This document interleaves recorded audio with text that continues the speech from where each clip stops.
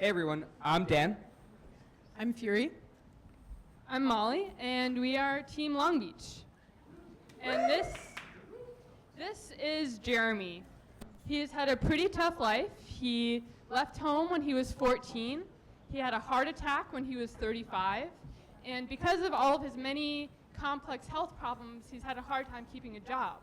And since he's had a hard time keeping a job, he's had a hard time paying his medical bills. So it's kind of a vicious cycle. In 2011, he was in the emergency room 15 times. Jeremy is what's known as a super utilizer or frequent flyer, which is just somebody who goes to the emergency room a lot. And nationally, this is 5% of the population that accounts for 50% of our nation's healthcare costs. Jeremy lives in Portland, Oregon, but his story echoes all across the country in places everywhere, including Long Beach.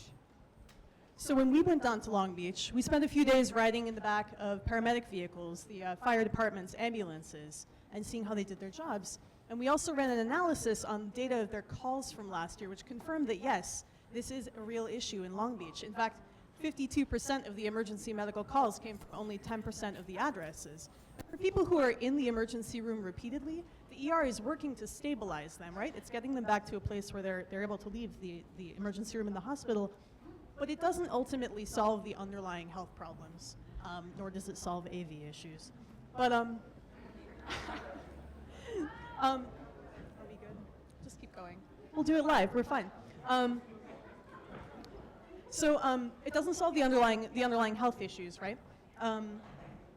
And the concept of focusing on people who are superutilizers and targeting outreach and resources to them was popularized by Dr. Jeff Brenner in Camden, New Jersey. Oh, we got some slides up over on the right there. Beautiful. It's also known as health hotspotting. And in these cases, superutilizers generally have multiple chronic overlapping conditions. It's down again. But it's cool though. Plus, I'm sure. Thank you. So superutilizers usually have chronic, multiple overlapping conditions. Diabetes, epilepsy, mental health problems, even asthma. And when you put those together and add in social factors like poverty, it can get really difficult to solve the problem, right? So all of the research from interviewing outreach workers to the homeless to seeing what other places have done to try to address this issue locally has come to the same conclusion. It makes the same key point, which is high-touch interventions are key to making a difference. I'm going to repeat it because we don't have slides. High-touch interventions are key to making a difference. This is not primarily a technical problem, right? You actually have to send out real people to build real relationships in an ongoing way and develop trust and troubleshoot the individual situation that is underlying someone's frequent trips to the emergency room. So Jeremy, who we mentioned earlier, now works with a caseworker named Lisa.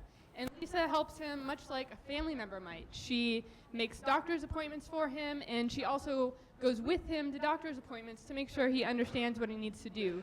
And she also helps him get connected to other social services in the city. And since Jeremy began working with Lisa, his emergency room visits went from 15 a year to 4 a year. In another city, just to take an example, a woman was repeatedly going to the emergency room for seizures, like multiple times a week. Why? She wasn't taking her seizure medication. Why wasn't she taking her seizure medication? Well, not because she couldn't afford it, not because she didn't know how, but because she had it, but her family members with whom she lived, outreach workers eventually learned after meeting with her a few times, her family members were stealing it and selling it on the street because they were trying to get by. So they bought a $19 drug safe across the street at the drugstore, gave it to her. She's not had a single seizure since.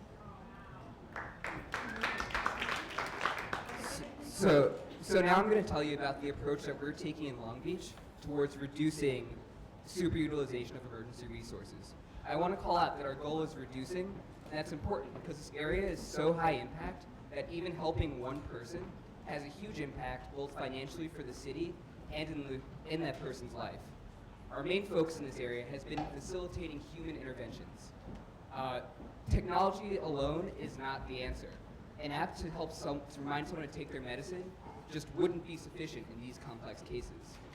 So the way that this works generally is that we're going to build something, and we are building something, that identifies who the superutilizers are.